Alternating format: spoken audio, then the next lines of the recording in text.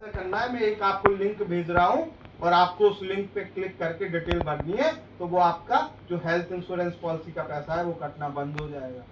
उसने लिंक भेजी, इन्होंने क्लिक की और आपको पता है बेहतर क्या हुआ है ना, पैसा कटना बंद नहीं हुआ, उसके अकाउंट में 1 लाख रुपए थे वो कट गए, है ना। एक पाकिस्तान की लड़की आई थी, तो इसमें क्या हुआ, जो वो IAS ऑफिसर थे उनसे कोई लड़की ऑनलाइन चैटिंग करती थी। जब ऑनलाइन चैटिंग करती थी तो प्यार हो गया उन्हें। प्यार में उसने उनका एक वीडियो बना लिया और वीडियो भेजा कि आप भाई पैसे दो वरना ये वीडियो मैं भेज दूंगी सबको। तो जब उन्हें धमकाया तो उन्होंने कहा जिंदगी भर सम्मान के साथ निकला है, मैं IAS रहा हूँ, वो भी भोपाल में मंत्रालय में। अब क्या होगा अगर वीडियो वायरल हो जाए। तो उन्होंने पहले पैसे दे दिए, फिर जब पैसे मिल गए तो लड़की ने फिर धमकाया, उन्होंने कुछ पैसे और दे दिए। जब उन्होंने 5 लाख दे दिए तो उन्होंने कहा आप तो ये मान ही नहीं रही है, फिर वो कंप्लेंट कर गया। इसमें होता क्या है एक्चुअली कि ऑनलाइन आपको जोड़ा जाएगा और आप जैसे ही चैटिंग चालू करेंगे, ये दोनों की कंप्लेंट आ रही है, लड़कों की भी और लड़कियों की भी। इस पे अपन दोनों चीजों पे डिस्कस करेंगे।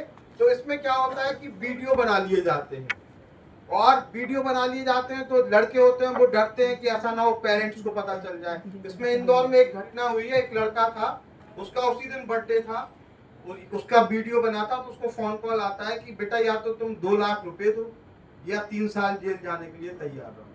तो जिस दिन बर्थडे था उसी दिन उसने फांसी लगा के सुसाइड कर लिया। तो कई बार ये चीजें इतनी खतरनाक हो जाती हैं कि लोग समझ ही नहीं पाते। जैसे कॉलेज स्टूडेंट हैं, उनको बताया जाता है कि भाई आप अगर नहीं दोगे पैसे, आपके कॉलेज में, आपके ग्रुप में, सब में हम आपका वीडियो भेज देंगे। तो आपको ऑनलाइन डेटिंग ऐप से सावधान रहना है। मैं 2 स्टोरी आपको और सुनाता हूं जिससे आपकी आंखें और अच्छे से खुल जाएंगी। कई बार क्या होता है कि हमें, जैसे आजकल फेसबुक चलाते हैं, व्हाट्सएप चलाते हैं, तो हमें आसपास के लोग अच्छे नहीं लगते। हम फेसबुक पे सबसे बात करते हैं, व्हाट्सएप पे सबसे बात करते हैं, ऐसे ही जब ऑनलाइन चैटिंग करते हैं तो दूर का व्यक्ति बड़ा अच्छा लगता है। एक घटना है, हमारे यहाँ जो शिक्षा प्रणाली है उसमें सबसे होशियार माने जाते हैं IITians, है ना। तो एक लड़की है, IITian थी, एक फर्म में काम करती थी, अच्छी सैलरी थी, उसका अच्छा पैकेज था। उसकी ऑनलाइन चैटिंग चालू हुई एक लड़के से। जब ऑनलाइन चैटिंग चालू हुई तो 6 महीने ऑनलाइन चैटिंग चली और दोनों का फिक्स हो गया कि शादी करना है। तो लड़के ने कहा एक काम करते हैं, ऑनलाइन लोन ले लेते हैं, तो भाई तुम नौकरी करना, मैं नौकरी छोड़ के आ जाऊंगा, एक जगह रहेंगे, सेटल कर लेंगे सारी चीजें। तो लड़की से उसने सारे डॉक्यूमेंट ऑनलाइन मंगा लिए, लड़की के नाम से लोन ले लिया। अब लोन लेने के बाद जैसे ही लड़की की सैलरी में से किस्त कटना चालू हुआ, लड़के का क्या हुआ पता होगा आप लोगों को, गायब हो गया। क्या हुआ है ना, लड़का मिला ही नहीं फिर। छूमंतर। अब इसमें किसकी गलती है? लड़की की। मतलब देखिए, साइबर फ्रॉड का जो शिकार होता है उसके पीछे 2-3 कारण होते हैं, या तो प्रेम, या लालच, या जल्दबाजी, या भरोसा। तो आपको प्रेम, लालच, जल्दबाजी, भरोसा, इनसे बचना है। आपको नेट के माध्यम से या ऑनलाइन ये बिल्कुल नहीं दिखाना है। अब दूसरी घटना आपको बताता हूं। दूसरी घटना में एक लड़का था, लड़का चैटिंग करता था तो उसको लगा कि ये किसी लड़की से चैटिंग कर रहा है जो कि फॉरेन की है। लड़का खुश कि चलो अच्छा है, और लड़का क्या था, बेरोजगार था, टोटल बेरोजगार, वो कुछ नहीं करता था। अब जब लड़का लगातार चैटिंग करता रहा तो 3 महीने की चैटिंग के बाद लड़के को जीन्स का पैंट आया फॉरेन से गिफ्ट। लड़का और खुश, उसको 2 दिन नींद ही नहीं आई। फिर उसके 2 महीने बाद लड़के को एक घड़ी आई गिफ्ट में। जब घड़ी गिफ्ट आई तो लड़का और खुश। अब दोनों का तय हो गया कि शादी करना है। लड़की ने कहा कि एक काम करती हूँ, तुम इंडिया में रहते हो, मैं फॉरेन में रहती हूँ, तो मैं चाहती हूँ मैं इंडिया में तुम्हारे साथ रहूं, मुझे इंडियन कल्चर बहुत पसंद है, मेरे पास बहुत सारा पैसा है, गोल्ड है, डॉलर है, मैं तुम्हें भेज देती हूँ, तुम बढ़िया अपना बिजनेस जमाओ, फिर मैं आ जाऊंगी। लड़का खुश। अब लड़के को फोन आता है तो कस्टम डिपार्टमेंट से, तो बोलते हैं कि सर मैं कस्टम डिपार्टमेंट से बोल रहा हूँ और आपका कुछ डॉलर और गोल्ड आया है, तो आप तक भेजना है, लेकिन सर इसमें एक्सचेंज ड्यूटी लगेगी और कस्टम ड्यूटी लगेगी, तभी मैं आपको दे पाऊंगा। तो उसने कहा कितने का गोल्ड है, डॉलर है?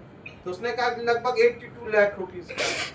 लड़का को 82 लाख, तो क्या कितना भरना पड़ेगा? तो उसने कहा 20 लाख आपको भरना पड़ेगी कस्टम ड्यूटी और एक्सचेंज। लड़के ने कहा 20 लाख, चलो कितने दिन बाद मिल जाएगा? उसने कहा उसके जस्ट आपको 10 या 15 डेज में आपको पूरा पैसा मिल जाएगा, जैसी प्रोसेस हो जाएगी। वो अपने दोस्तों के पास पहुंचा, उसने किसी से 5 लाख उधार लिए, कोई 5 लाख दे दो, 15 दिन बाद 6 लाख ले लेना मुझसे, ठीक है। दूसरे दोस्त के पास गया कि भाई 10 लाख दे दो, 15 दिन बाद मुझसे 12 लाख ले लेना। तो उसने ऐसे करके पैसे कलेक्ट कर लिए और उसके बाद उसने पैसे भेज दिए। अब उसको पैसे मिले क्या? ठीक है, तो आपको इन चीजों से सावधान रहना है, क्योंकि यहां आप खुद पैसे दे रहे हो। अब एक और है जो अभी न्यू ट्रेंड चला है, इसमें लोगों ने करोड़ों रुपए दिए। अभी एक रिसेंट घटना है, हम लोगों के पास एक मेरे ऑफिस में सबसे पहले एक लड़की आई जो कि सिविल जज थी। 7 साल तक वो जज की नौकरी कर चुकी है। तो वो मेरे पास इसलिए आई थी, उसका ये पूछना था कि सर मेरे साथ 1 करोड़ 40 लाख का फ्रॉड हो चुका है।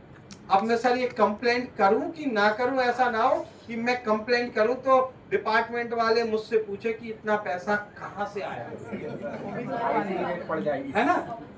1 करोड़ 40 लाख वो ठग चुकी है, और जज रहने के बाद, मतलब जो उसी क्राइम की दुनिया में 7 साल से रह रही है।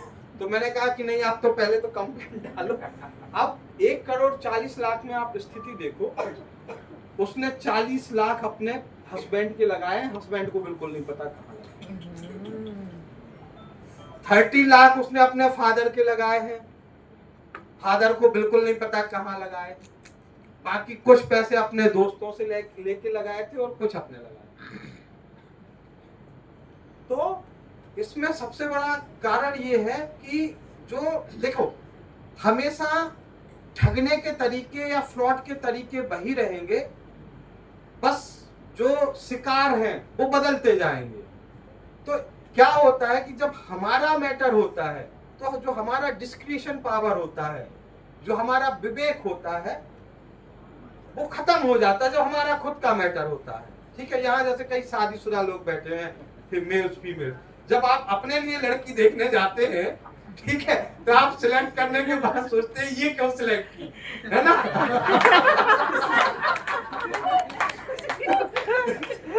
ऐसे ही साइबर ठगी का होता है। साइबर ठगी में जब आप ठग जाते हैं, फिर सोचते हैं अरे यार मैं कैसे ठग गया, मैं तो बहुत समझदार था।